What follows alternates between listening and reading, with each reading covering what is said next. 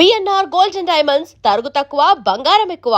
ఇప్పుడు మన వైజాగ్ లో జూలై 24న గ్రాండ్ ఓపెనింగ్.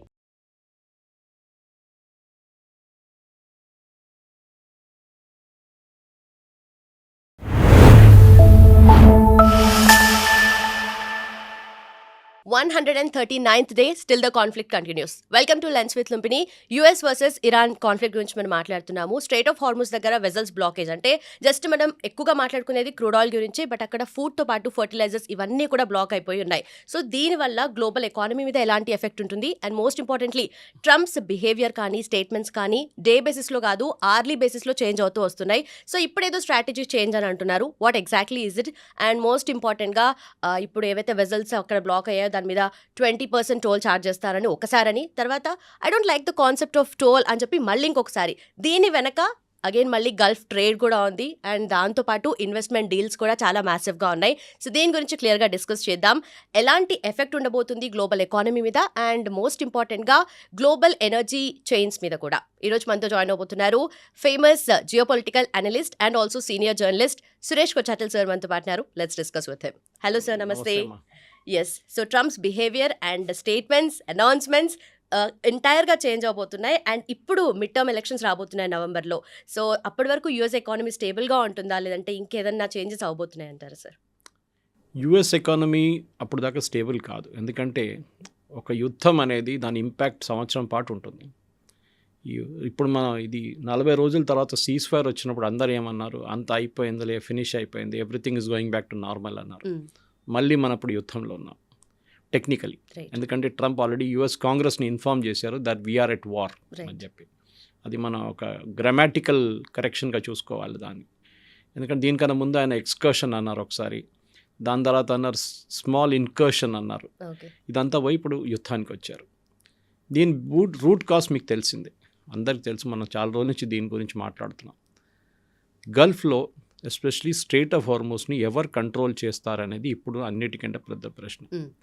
కానీ ఇరాన్ మీద దాడులు జరిగినప్పుడు February 28 వీళ్ళ సుప్రీం లీడర్ని చంపిన రోజు, అప్పుడు ఇది మెయిన్ ఇష్యూ కాదు. అప్పుడు ఇజ్రాయెల్ కానీ యుఎస్ కానీ ఒక మెయిన్ ఏమి ఉంటుంటే ఇరాన్లో ఉన్న రెజీమ్ని మార్చేసేయాలి, వాళ్ళు ఉండకూడదు. ఎందుకంటే ఒకసారి ఆ రెజీమ్ పోయిందనుకోండి, మీకు ఏం కావాలంటే మీరు సాధించుకోవచ్చు. యురేనియం తీసుకెళ్ళిపోవచ్చు, మీరు వాళ్ళ వైపు ఉన్న మిసైల్స్ తీసుకెళ్ళిపోవచ్చు, వాళ్ళ డిస్ట్రాయ్ చేయొచ్చు, డ్రోన్స్ అన్నీ చేయొచ్చు మీరు. పపెట్ గవర్నమెంట్ని దీనికన్నా ముందు కూడా పపెట్ గవర్నమెంటే ఉన్నారు. ఓకే, షా ఆఫ్ ఇరాన్ మనకు తెలిసిందే, రేజా పెహ్లవి 1 and 2 till 1979 అయోతొల్లా ఖమేనీ తిరిగి వచ్చిన దాకా. సో ఇది కొత్తదేం కాదు, ఇట్స్ అ ఓల్డ్ స్టోరీ, మళ్ళీ అది రీహాష్ చేస్తున్నారు. సో యూఎస్కి ప్రాబ్లం ఎక్కడ వచ్చిందంటే ఒకసారి ఇజ్రాయెల్ వాళ్ళ కాన్సెప్ట్ అంటే వాళ్ళకేముండే రెజీమ్ చేంజ్ చేయాలి, రెజీమ్ చేంజ్ జరగలేదు. ఆ రోజు బాంబింగ్ జరిగింది, 40 కమాండర్లు చనిపోయారు, అయతొల్లా ఖమేనీ చనిపోయారు, వాళ్ళ ఫ్యామిలీ నుంచి చాలామంది చనిపోయారు, కొడుకు ఒక్కడే బయటపడ్డాడు, ఒక కొడుకు. కానీ దాని తర్వాత మనం చూసాం 40 రోజులు యుఎస్ దాడి చేస్తున్నారు, ఇజ్రాయెల్ దాడి చేస్తున్నారు. 8,000 అటాక్స్ యుఎస్ వైపు నుంచి జరిగింది, 6,000 అటాక్స్ ఇజ్రాయెల్ వైపు జరిగింది. అప్పుడు కూడా ఇరాన్లో డ్యామేజ్ జరిగింది, కానీ ఇరానియన్ రెజీమ్ పడిపోలేదు. దానికి కారణాలు చాలా ఉన్నాయి. ఇరాన్లో 3 యూనిట్స్ ఉంటుంది ఎప్పుడు ఆపరేషనలీ. ఒకటి ముల్లా, రిలీజియన్, అయతొల్లా ఖమేనీ నుంచి మొదలై అయతొల్లా ఖమ్నేయికి వచ్చింది, ఇప్పుడు ముస్తఫా ఖమ్నే దగ్గర ఉంది. వీళ్ళందరూ చదువుకున్నది మోస్ట్ ఆఫ్ దమ్ ఖోమ్ అని చెప్పి వీళ్ళది ఒక హోలీ ప్లేస్ ఉంది ఇరాన్.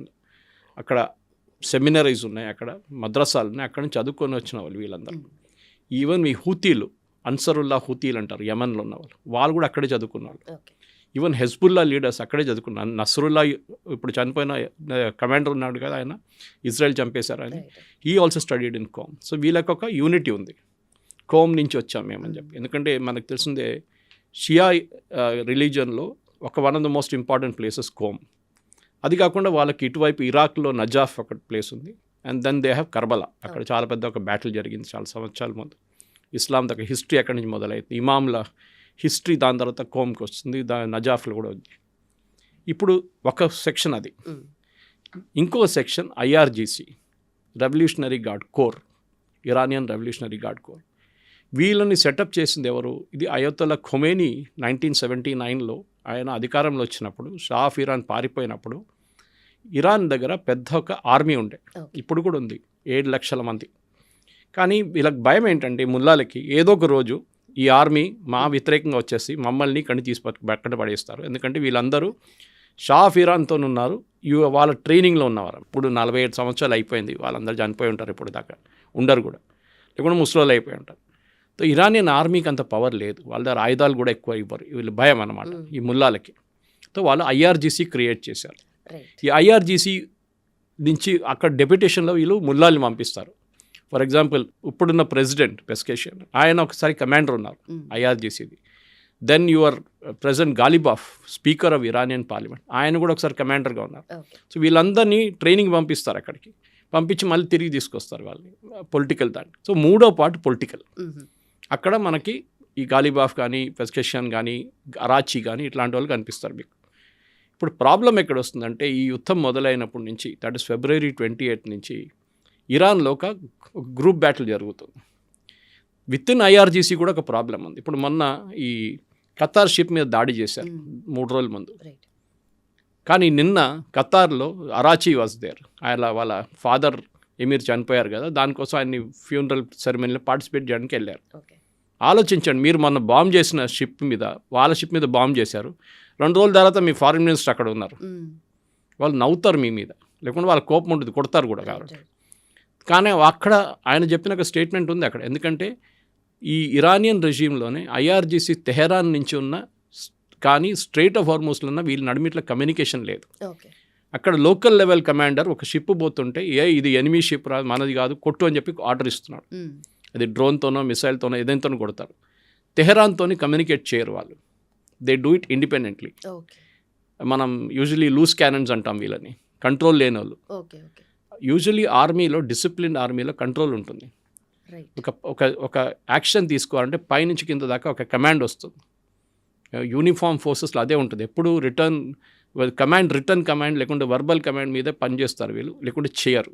కానీ ఇప్పుడు ఇరాన్లో జరుగుతుంది ఇది.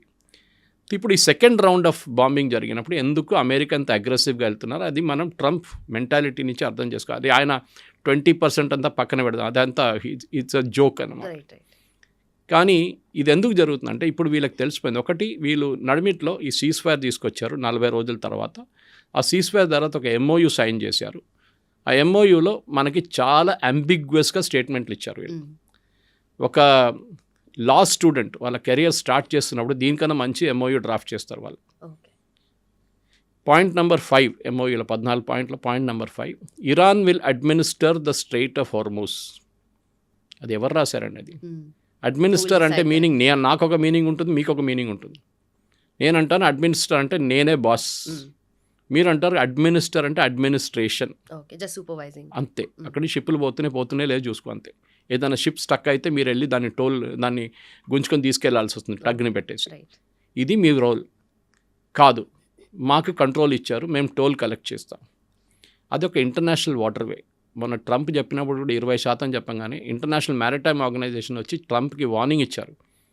ఒక ఇంటర్నేషనల్ వాటర్వే అంటే ఎవరైనా దాని నుంచి ఏ షిప్ అయినా వెళ్ళొచ్చు.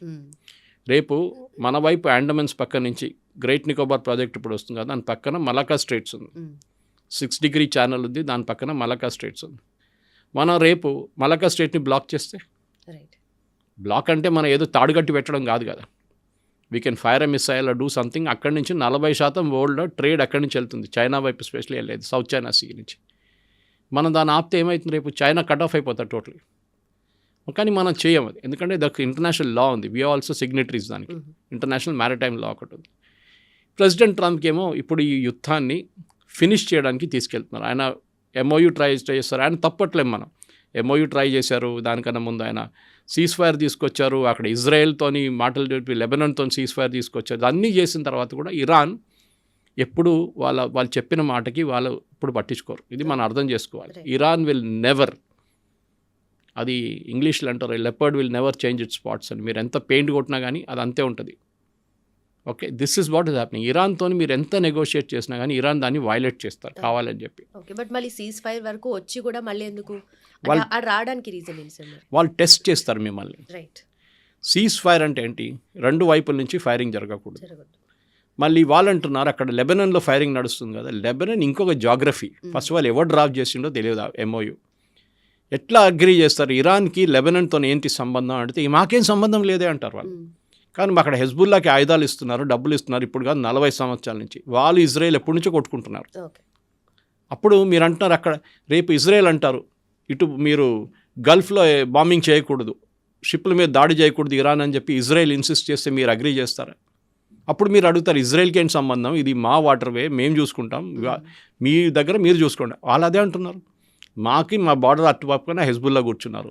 Lebanon is the country, Hezbollah terrorist group. ఇక్కడ గాజాలో కూడా అంతే. గాజా నడిపిస్తుంది ప్యాలెస్టీనియన్ అథారిటీ, యాసిర్ అరాఫాత్ వాళ్ళది. వాళ్ళు అక్కడ లేరు, వాళ్ళు మొత్తం గాయబైపోయినారు అక్కడి నుంచి. అక్కడ హమాస్ వచ్చి కూర్చున్నారు. వెస్ట్ బ్యాంక్లో ప్రాబ్లం లేదు మీకు, west bank is relatively peaceful. అదే ప్రాబ్లం యెమెన్లో ఉంది. అక్కడ 3 గ్రూపులు ఉన్నాయి. హూతీలు ఉన్నారు, ఒఫిషియల్ గవర్నమెంట్ ఉన్నారు, సౌదీ అరేబియా సపోర్ట్ చేస్తుంది, ఇంకోటి సదర్న్ టెరిటోరియల్ అలయన్స్ అని చెప్పి 3 గ్రూపులు ఉన్నారు అక్కడ. సో వెస్ట్ ఏషియా అనేది ఒక కంప్లీట్ టర్మాయిల్ ఉంది ఇప్పుడు. దానికి మెయిన్ కారణం ఏంటంటే ఇరాన్ ఈ టెర్రరిస్ట్ గ్రూప్ని సపోర్ట్ చేయడం అన్నిటికంటే పెద్ద ప్రాబ్లం. ఈ వెస్ట్ ఏషియాలో ఉన్న దేశాలన్నీ, మనం ఇప్పుడు స్ట్రైట్ ఆఫ్ హార్మజ్ గురించి మాట్లాడుతున్నప్పుడు కూడా ఇంకొక స్ట్రైట్ అటుపక్కన ఉంది, బాబుల్ మందేబ్ అంటాం దాన్ని, రెడ్ సీకి వెళ్తుంది. అది చాలా క్రూషియల్. ఇప్పుడు ఉన్న సౌదీ అరేబియా వాళ్ళ 60% నుంచి 70% ఆయిల్ అక్కడి నుంచి పంపిస్తున్నారు ఇప్పుడు. అది కూడా ఉంటుంది. చోక్ అని చెప్పలేము. అక్కడ ఒక హూతీలు ఒకరే ఉన్నారు, వాళ్ళని ట్యాకిల్ చేసుకుంటే అయిపోతుంది. వాళ్ళని సౌదీ అరేబియా చూసుకుంటారు. మొన్న కూడా బాంబ్ చేశారు వాళ్ళు, సనా ఎయిర్పోర్ట్ బాంబ్ చేశారు వాళ్ళు. సో హూతీల మీద కొట్టడానికి ఈజీ, కానీ ఒక షిప్ మీద మీరు ఒక మిసైల్ కొట్టారనుకోండి మిగతా 90 షిప్లు ఆగిపోతాయి. వాళ్ళకి భయం. ఇంటర్నేషనల్ దాంట్లో ఇన్సూరెన్స్ అనేది చాలా ఇంపార్టెంట్. మన ఒక కార్ కానీ ఒక లారీ కానీ మిగతా ఏదైనా ఇన్సూరెన్స్ తీసుకుంటే ఇయర్లీ ఇన్సూరెన్స్ ఉంటుంది. అది థర్డ్ పార్టీ కార్కి ఉండొచ్చు, మిగతా కాంప్రహెన్సివ్ ఉండొచ్చు, హెవీ వెహికల్స్కి ఇంకొక ఇన్సూరెన్స్ ఉంది. షిప్లకి అట్లా కాదు, ప్రతి ట్రిప్కి ఇన్సూరెన్స్ తీసుకోవాల్సి వస్తుంది. అంటే వాళ్ళు ఫుజరా నుంచి ఇండియాకి వస్తున్న షిప్, దానికి ఒక ఇన్సూరెన్స్ ఉంటుంది, అమౌంట్ ఉంటుంది. షిప్కి ఏమైనా అయితే we will pay the insurance, లేకుంటే షిప్ మీద దాడి జరిగితే we will pay the insurance, ship fail అయితే షిప్ మునిగిపోతే మేము డబ్బులు ఇస్తామని చెప్పి ఇన్సూరెన్స్ కంపెనీ చెప్తారు. అది జస్ట్ లైక్ కార్ ఇన్సూరెన్స్. కానీ ఇప్పుడు ఇన్సూరెన్స్ కంపెనీ ఎవరు ఇన్సూరెన్స్ ఇవ్వట్లేదు. They charging very high premium. వాళ్ళకి తెలిసి ఎవడో పిచ్చోడు అక్కడ కూర్చున్నాడు, అని చేతిలో ఒక రాయి ఉంది, ఎక్కడ పడుతుందో తెలియదు. ఇది ప్రాబ్లం అనమాట. సో స్ట్రైట్ ఆఫ్ హార్మోస్ని ఇప్పుడు ఎట్లయిపోయిందంటే ఇరాన్కి న్యూక్లియర్ వెపన్గా మారిపోయింది. అది వాళ్ళు న్యూక్లియర్ వెపన్ ఎంట పోవట్లేదు ఇప్పుడు యూఎస్, దీని ఎంట పడ్డారు. So this is a game to finish it. దానికి లాంగ్ టర్మ్ ఒక 6 నెలల పాటు ఇది నడిస్తే ఇరాన్ ఫినిష్ అయిపోతారు. దాంట్లో డౌట్. 6 నెలల దాకా వెళ్ళక్కర్లేదు మీరు, you can finish it in maximum 2 నెలల్లో ఫినిష్ అయిపోతుంది. ఎందుకంటే ఇరాన్ దగ్గర లిమిటెడ్ కెపాసిటీ ఉంది ఆయుధాలది. వాళ్ళ దగ్గర డ్రోన్స్ అండ్ మిసైల్ చాలా ఉన్నాయి. కానీ మీరు ఈ డ్రోన్ కానీ మిసైల్ కానీ లాంచ్ చేయడానికి మీకు లాంచర్స్ కావాలి. ఓకే, ఎస్పెషలీ మిసైల్స్కి పెద్ద లాంచర్స్ ఉంటుంది. మన దగ్గర ఈ గణేష్ తీసుకెళ్తున్న ట్రక్స్ ఉంటుంది చూడండి, అట్లాంటి ట్రక్స్ ఉంటుంది. దాని మీద ఒక యాంగిల్లో పెట్టి లాంచ్ చేస్తారు వీళ్ళు. లేకుంటే గ్రౌండ్ బేస్డ్ లాంచెస్ ఉంటుంది. గ్రౌండ్ బేస్డ్ లాంచెస్ చాలా డేంజరస్. ఎందుకంటే ఒకసారి శాటిలైట్ పికప్ చేసుకుంది అనుకోండి, వాళ్ళు అదే లాటిట్యూడ్ లాంజిట్యూడ్ మీద ఇజ్రాయెల్ కానీ యూఎస్ కానీ కొట్టేస్తారు లాంచర్. సో మీ దగ్గర మిసైల్స్ ఉండొచ్చు, మీరు లాంచ్ ఎట్లా చేస్తారు? చేతిలో పెట్టుకొని లాంచ్ చేయలేరు కదా, దివాళీ పటాకాలు కాదు కదా ఇది. దెన్ డ్రోన్స్ మీరు గ్రౌండ్ డ్రోన్స్ లాంచ్ చేయొచ్చు, గ్రౌండ్ నుంచి ఒక చిన్న రోడ్ నుంచి లాంచ్ చేసుకోవచ్చు. లేకుంటే again you have to have a small truck. ఇప్పుడు యూఎస్ ఏం చేస్తున్నారంటే, ముందు ఇజ్రాయెల్ కూడా చేశారు ఇదే పని, వీళ్ళు లాంచర్స్ని డెస్ట్రాయ్ చేస్తున్నారు. సో దట్ మీ దగ్గర ఆయుధాలు ఉంటే కూడా మీరేం చేయలేరు. ఇప్పుడున్న ఒక 2 నెలల ముందు ఉన్న ఒక క్యాల్కులేషన్ ప్రకారం ఇరాన్ దగ్గర 70% వాళ్ళ ఆయుధాలు అట్లనే ఉన్నాయి. ఎక్కడ అంటే ఇరాన్లో గల్లీలో తయారు చేసుకుంటారు వీళ్ళు ఆయుధాలు. అది వాళ్ళ ఒక ఇండస్ట్రీ, అక్కడ స్మాల్ స్కేల్ ఇండస్ట్రీ ఆయుధాలు తయారు చేయడంలో, డ్రోన్ కానీ మిసైల్స్ కానీ. అండ్ దీని పార్ట్స్ అంతా చైనా నుంచి వస్తుంది. చైనా నుంచి ముందు షిప్లు వస్తుండే, ఇప్పుడు షిప్ రావట్లేదు, ఆగిపోయినాయి ప్రొడక్షన్. చైనా నుంచి ఒక రైల్వే ట్రాక్ ఉండే, అది చైనా నుంచి వస్తూ టిబెట్ నుంచి తజికిస్తాన్ నుంచి వస్తుంది. అది 15 రోజులు పెడుతుంది చైనా నుంచి మొదలు పెడితే ఇక్కడ రావడానికి ఇరాన్కి. అది మొన్న ఫస్ట్ డే ఆఫ్ బాంబింగ్లో, అంటే ఈ సెకండ్ ఫేజ్లో ఫస్ట్ డే ఆఫ్ బాంబింగ్లో మషాద్ అనే ఒక టౌన్ ఉంది, అక్కడే ఈయన్ని బరీ చేశారు వాళ్ళ సుప్రీం లీడర్ని. ఆ మషాద్లో ఉన్న ఒక రైల్వే ట్రాక్ మీద వీళ్ళు కొట్టారు యూఎస్. ఇప్పుడు ఆ రైల్వే ట్రాక్ లేదు, ఆ బ్రిడ్జే పోయింది మొత్తం. అంటే ఇప్పుడు అక్కడి నుంచి ట్రైన్ తీసుకురాలేరు, అదొక బ్లాక్ అయిపోయింది అనమాట. ఇట్లాంటి పరిస్థితుల్లో ఇప్పుడు ఇరాన్ని కంటిన్యూస్గా కొట్టుకుంటే, ఇప్పుడు బుషార్ ప్లాంట్ మీద కొట్టారు. నాకు అదే అంటే వాళ్ళ న్యూక్లియర్ ప్లాంట్ అది. అండ్ ఆ బాంబ్ చేసిన రోజు విజువల్స్ చూస్తే ఏదో ఒక న్యూక్లియర్ ఇంపాక్ట్ జరిగింది. ఎందుకంటే మష్రూమ్ క్లౌడ్ లాగే క్లౌడ్ వచ్చింది పైకి. Did it really happen? ఎందుకంటే ఈ న్యూక్లియర్ ప్రాబ్లం ఏంటంటే ఆ ఏరియా కాదు డ్యామేజ్ అయ్యేది, అక్కడి నుంచి 500 కిలోమీటర్ దాకా డ్యామేజ్ ఉంటుంది. So it will impact Saudi Arabia, it will impact UAE, Kuwait, Bahrain, అందరిని ఇంపాక్ట్ చేస్తుంది, ఖతర్ కూడా. ఏం జరిగింది మనకు తెలియదు. ఇప్పుడు బుషర్ ప్లాన్ మీద కొట్టారు. ఇప్పుడు అమెరికా ఏం చేస్తున్నా అంటే ఒకటి స్ట్రేట్ ఆఫ్ హార్మోస్ దగ్గర ఉన్న అన్ని కోస్టల్ బ్యాటరీస్ అంటే వీళ్ళ మిసైల్ లాంచ్ చేసే ఫెసిలిటీస్. మనం ఈ జాగ్రఫీ అర్థం చేసుకోవాలంటే యూజువల్లీ ఒక బీచ్ ఉన్నప్పుడు మీకు తెలుసుంటే ఇసుకలాగా ఉంటుంది. మన గోవాకి వెళ్ళినా కేరళకి వెళ్తే it will be like sand, banks లాగా. కానీ ఇక్కడ ఈ స్ట్రేట్ ఆఫ్ హార్మోస్లో అది లేదు. అక్కడ ఇది చిన్న చిన్న మౌంటైన్స్ లాగా ఉంది. అక్కడ దాన్ని ఎన్నో సంవత్సరాల నుంచి నీళ్ళు కొట్టి అక్కడ it become like coral reefs లాగా అయిపోయింది. అది స్ట్రాంగ్ కోరల్ రీఫ్స్ లాగా. మన దగ్గర లాటరైట్ స్టోన్స్ అంటారు, ఇంట్లో ఇల్లు కట్టడానికి యూజ్ చేస్తారు. ఎర్ర కలర్లో పెద్ద స్టోన్ ఉంటుంది, ఊర్లలో అంతా చూసుంటారు. It is like that. దాంట్లో పెద్ద కేవ్స్, దాని లోపల వీళ్ళు కూర్చుంటారు ఈ మిసైల్స్ తీసుకొని. అది కాకుండా వీళ్ళ దగ్గర మస్కిటో బోట్స్ అని చిన్న చిన్న బోట్స్ ఉన్నాయి. వీళ్ళ నేవీ మొత్తం పోయింది, వీళ్ళది చిన్న చిన్న బోట్స్ ఉన్నాయి. అదంతా 2-3 వెళ్ళొచ్చు దాంట్లో. అట్లాంటి బోట్స్ దాన్ని కొడుతున్నారు. ఈ కోస్టల్ బ్యాటరీస్ని కొడుతున్నారు, కంటిన్యూస్గా కొడుతున్నారు అమెరికా. ఒక వారం 2 వారాల తర్వాత వీళ్ళ దగ్గర ఏమి ఉండదు. నెక్స్ట్ వీళ్ళ మెయిన్ పోర్ట్ బందరాబాస్, అక్కడ ఇరాన్కి రావాల్సిన ప్రోడక్ట్స్ అక్కడి నుంచి వస్తుంది మోస్ట్లీ. ఎందుకంటే కంటైనర్ కార్గో అక్కడి నుంచి వెళ్తుంది, కానీ ఆయిల్ కార్గో కార్గ్ ఐలాండ్ నుంచి వెళ్తుంది. సో కంటైనర్ కార్గో ఇరాన్ నుంచి వెళ్ళాల్సిందంతా ఇట్ గోస్ త్రూ బందరాబాస్.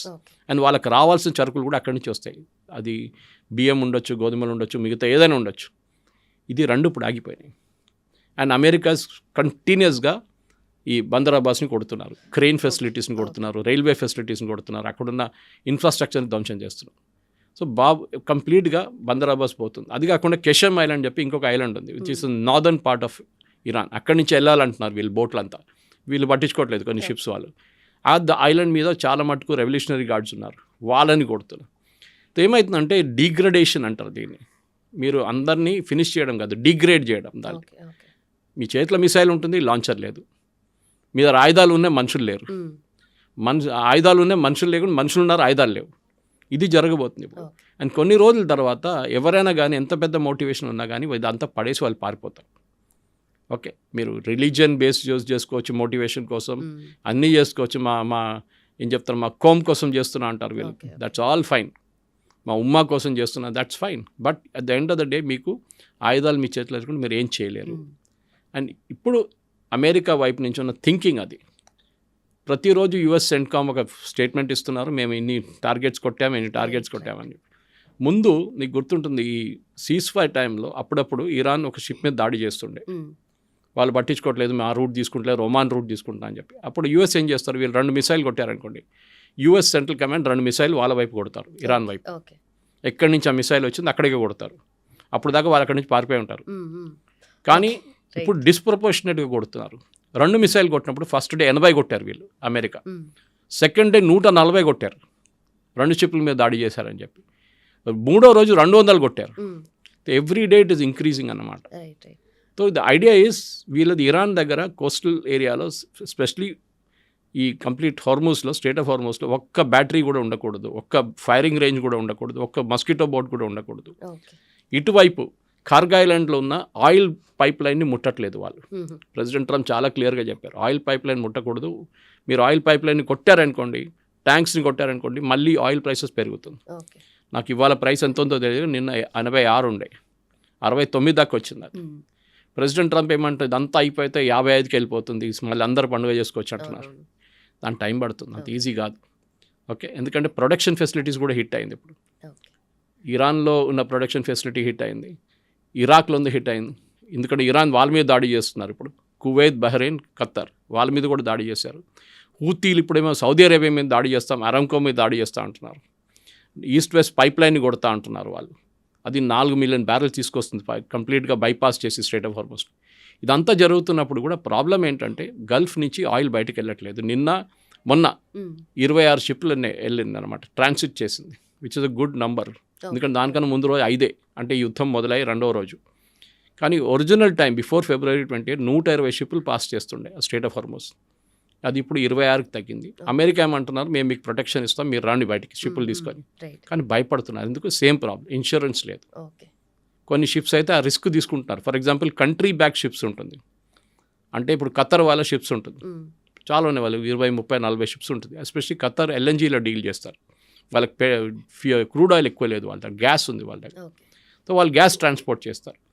వాళ్ళు ఏమంటారు, మేము చూసుకుంటాం ఇన్సూరెన్స్, నువ్వు షిప్ తీసుకొని వెళ్ళు, ఎందుకంటే మాకు డబ్బులు కావాలి. ఓకే, అక్కడ ఇండియాలో చైనాలో వాళ్ళు వెయిట్ చేస్తున్నారు ఈ షిప్ కోసం, మీరు తీసుకెళ్ళండి. సార్ వాళ్ళు కొడతారు, మిసైల్ కొడితే పోనీయా, నువ్వు తీసుకెళ్ళు అంటారు క్యాప్టెన్ని, మేము చూసుకుంటాం అంటారు. ఇది ప్రాబ్లం. కానీ దాంట్లో మనం చూస్తుంటే ఇండియన్స్ చనిపోయారు. ఎందుకంటే మన దాంట్లో సీఫేరర్స్ చాలామంది, ఏ షిప్ అయినా కానీ ఇంటర్నేషనల్ షిప్లో చాలామంది ఇండియన్స్ ఉంటారు, లేకుంటే ఫిలిపినోస్ ఉంటారు. మన ఈ 2 కంట్రీస్ మీద నుంచే చాలామంది ఈ ట్రేడ్లో పనిచేస్తారు, సీఫేరర్స్ అంటారు వాళ్ళని. ఓకే, వాళ్ళ షిప్లో పనిచేస్తున్న వాళ్ళు అనమాట. They are not captains and all that. So మన దాంట్లో మర్చెంట్ నేవీ అంటాం మనం ఎప్పుడప్పుడు, these are merchant navy people, commercial చూస్. సో వాళ్ళ దాంట్లో ఇప్పుడు ప్రాబ్లం ఎక్కడ వచ్చిందంటే, ఈ షిప్స్ మూవ్ అవడం మొదలు పెడితే ఒక 50 నుంచి 60 షిప్పులు ప్రతిరోజు మూవ్ అయితే యుఎస్ ప్రొటెక్షన్లో, దెన్ గేమ్ మారిపోతుంది. మళ్ళీ ఫ్యూయల్ 75కి వస్తుంది. 100 షిప్పులు పాస్ అయింది అనుకుంటే దట్స్ అ డ్రీమ్ సీక్వెన్స్. అది 60 దాకా రావచ్చు ప్రైసెస్. కానీ ఇప్పుడున్న పరిస్థితుల్లో యుఎస్ ప్రతిరోజు ఎందుకు బాంబింగ్ చేస్తున్నా అంటే, ఇరాన్ రీగ్రూప్ చేయకూడదు. ఇరాన్ దగ్గర రీగ్రూప్ చేసే కెపాసిటీ ఉంది. ఈ సీజ్ ఫైర్ అన్నిటికంటే పెద్ద తప్పు. ఈ పాకిస్తాన్ వాళ్ళు, ఖతర్ వాళ్ళు చేపించిన negotiation sheer waste of time. అది ట్రంప్కి ఇప్పుడు తెలిసింది. దే ఆర్ స్కమ్స్ అన్నారు, వాళ్ళు ఏదో తిట్టారు, దే ఆర్ ఇడియట్స్, అది ఇది, దే ఆర్ బ్యాక్ స్టాబర్స్. వాళ్ళు మనం ఏం చెప్తే వాళ్ళు లోపలికి మాట్లాడతారు, బయటకు వచ్చి ఇంకో మాట అంటారని చెప్పి ట్రంప్ అంటున్నారు. ట్రంప్ది ఇంకో కేసు ఉంది ఆయనది, బయట పోర్ట్రే చేసేది ఇంకా డిఫరెంట్ ఉంటుంది. బట్ ఇరాన్కి ఇక్కడ స్టిల్ హ్యావ్ కార్డ్స్ కదా సార్, అంటే మనకు బాబెల్ మండప్ దగ్గర అక్కడ కూడా బ్లాక్ చేస్తాము, అది కూడా మేజర్ పాయింట్ అని అంటున్నారు కదా. ఇరాన్ బ్లాక్ చేయరు, ఎందుకంటే ఇరాన్ జాగ్రఫీ నుంచి చాలా దూరం ఉంది. అది you have to cross Saudi Arabia and come this side అనమాట. కానీ అక్కడ హూతీలు ఉన్నారు.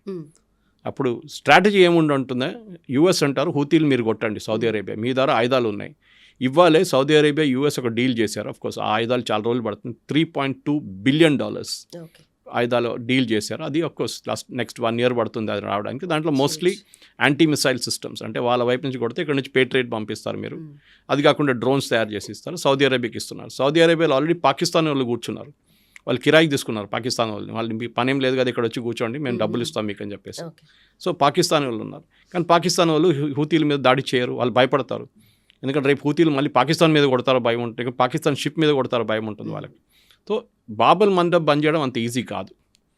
They can do the damage. చేశారు కూడా దీనికన్నా ముందు, మీకు గుర్తుండదు హూతీలు. అండ్ ఈ బాబెల్ మండప్ వెళ్ళే షిప్స్ అన్ని యూరోప్కి వెళ్ళే షిప్స్, వెరస్ స్ట్రేట్ ఆఫ్ హార్మస్ నుంచి వెళ్ళే షిప్స్ అంతా ఇండియా వైపు వెళ్తుంది, చైనా వైపు వెళ్తుంది, and towards east Asia, Philippines కానీ, ఇండోనేషియా కానీ, మలేషియా, సింగపూర్ అటువైపు వెళ్తుంది అనమాట. సో ఇది రెండు డిఫరెంట్ రూట్స్ ఉంది. సో ఇక్కడ రెస్పాన్సిబిలిటీ బాబెల్ మండప్ మెయింటైన్ చేయడం ట్రంప్ చెప్పింది కరెక్టే. అది it is Europe's responsibility. NATO వాళ్ళ షిప్స్ని తీసుకొచ్చి పెట్టాలి, మేమెందుకు చేయాలి? ఇక్కడ ఆల్రెడీ మాకు పెద్ద ప్రాబ్లం ఉంది స్ట్రేట్ ఆఫ్ హార్మస్లో, అది కూడా చూసుకోమంటే మేము ఎట్లా చూసుకుంటాం? ఇక్కడ నేటో అన్న కూడా మళ్ళీ యూఎస్ఏ మేజర్ ప్లేయర్ కదా. కరెక్టే, but NATO US is already engaged here. వాళ్ళ 2 aircraft carrier George W bush, Abraham Lincoln అక్కడ ఉంది, బ్యాటిల్ గ్రూప్స్ ఉన్నాయి, 36 షిప్స్ ఉన్నాయి అక్కడ. వాళ్ళు అది మొత్తం హ్యాండిల్ చేస్తున్నప్పుడు మీరు ఇక్కడ చూసుకోండి నేటో. ఇది మీ వైపు వచ్చే ఆయిల్, అది మీరు మీ వైపు వచ్చే ఆయిల్ చూసుకోకపోతే మళ్ళీ ఎవరు చూస్తారు? అది నేటో చేయాల్సింది. కానీ నేటో భయపడుతున్నారు. అది బ్రిటన్ ఉండొచ్చు, ఇటలీ ఉండొచ్చు, ఫ్రాన్స్ ఉండొచ్చు, జర్మనీ ఉండొచ్చు, మేజర్ కంట్రీస్ భయపడుతున్నారు. వాళ్ళు బయట నుంచి బయటకు వచ్చి yes we will protect our ships, మా వైపు వస్తున్న షిప్స్ బాబెల్ మండబ్లో హూతీలు ఫైర్ చేస్తే వీ విల్ ఫైర్ బ్యాక్ అడ్దాం. ఆ ఒక డిసిషన్ వాళ్ళు తీసుకుంటే సౌదీ అరేబియా కూడా హెల్ప్ చేస్తారు, సౌదీ అరేబియా కూడా ఫైర్ అప్పుడు హూతీలు కంప్లీట్గా క్వైట్ అయిపోతారు. అది చాలా క్లియర్. ఎందుకు హూతీల దగ్గర ప్రాబ్లం ఏముందంటే వాళ్ళ దగ్గర ఆయుధాలు లేవు.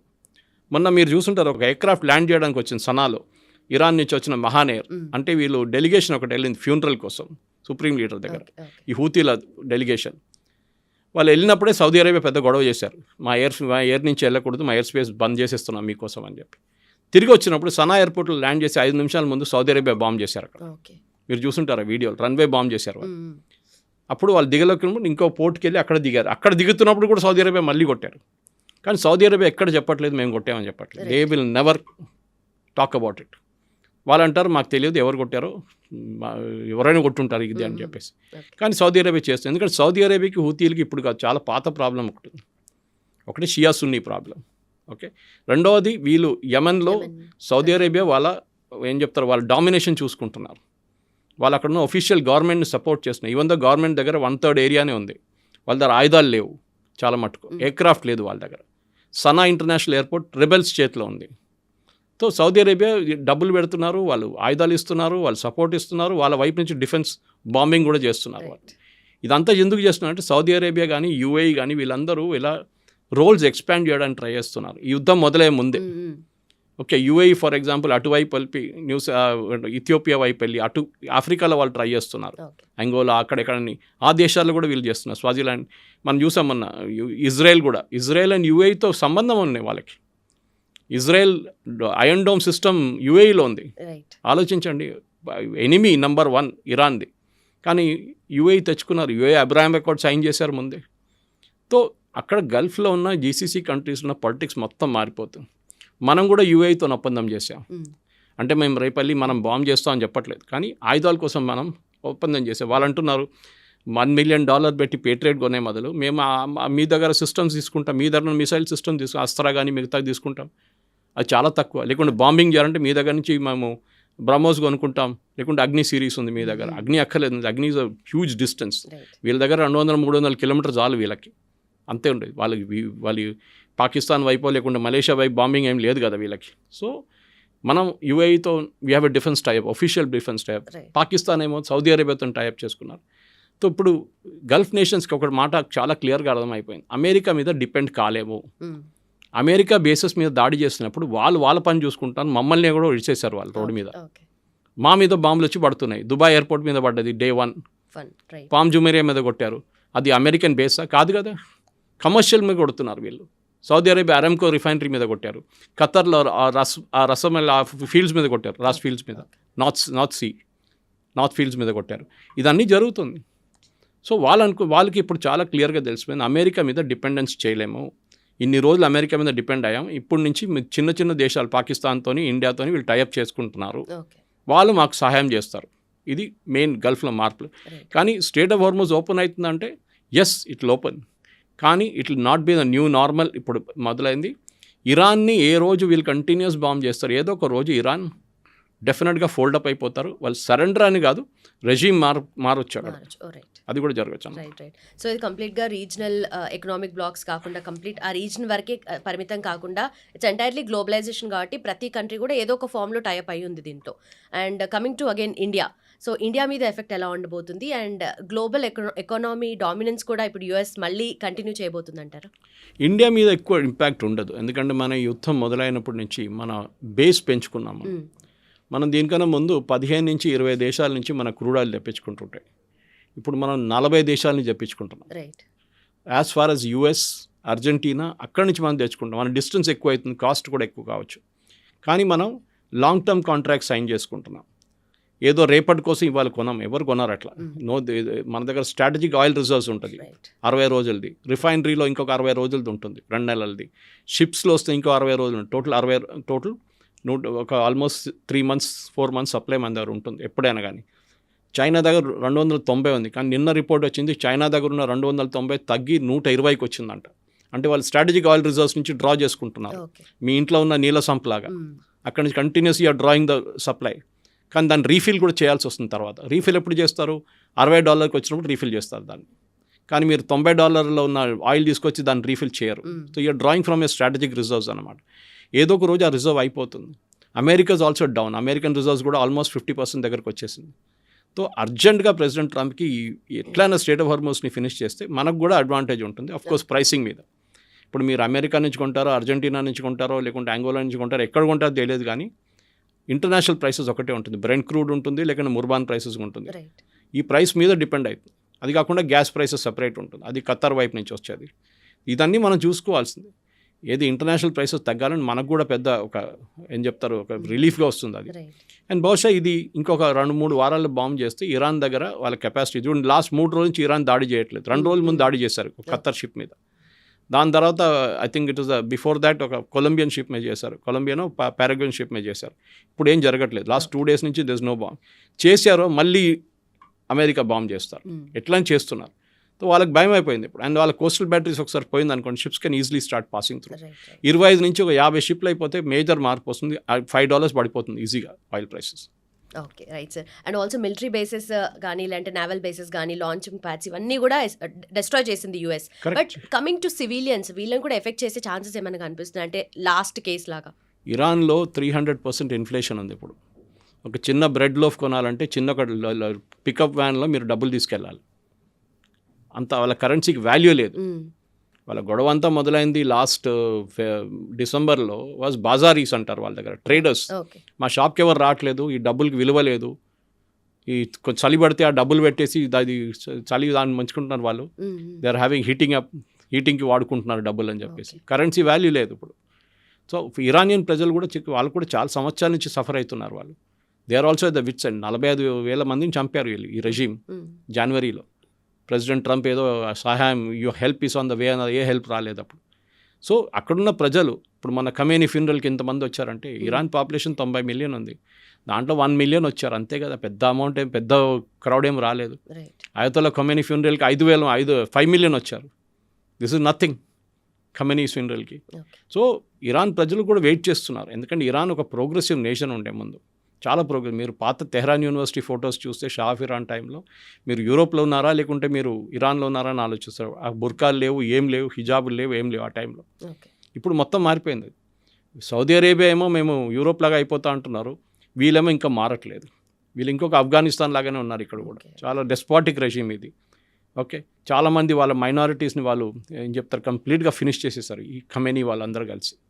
సో డెఫినెట్ ఇరాన్ ప్రజలు కూడా వెయిట్ చేస్తున్నారు, ఏదో ఒక రోజు మార్పు వస్తుంది. Just like Libya, just like Iraq, just like Syria. ఇక్కడ కూడా డిక్టేటర్స్ ఉన్నారు చాలా సంవత్సరాల నుంచి, జనరేషన్స్ నుంచి, 30-40 సంవత్సరాలు. వాళ్ళు ఎవరు లేరు కదా, సద్దాం హుసేన్ లేరు, ముమ్మర్ గద్దాఫీ లేరు, బషర్ అల్ అసాద్ లేదు, వీళ్ళందరూ పారిపోయారు. 2 చనిపోయారు, ఒక ఆయన రష్యాలో కూర్చున్నారు. ఇది ఇరాన్లో కూడా జరుగుతుంది. మేబీ ఒక నెల పడుతుంది, 2 నెలలు పడుతుంది, కానీ ఈ రెజీమ్ ఉండదు డెఫినెట్గా. Let's hope for the best. Thank you so much.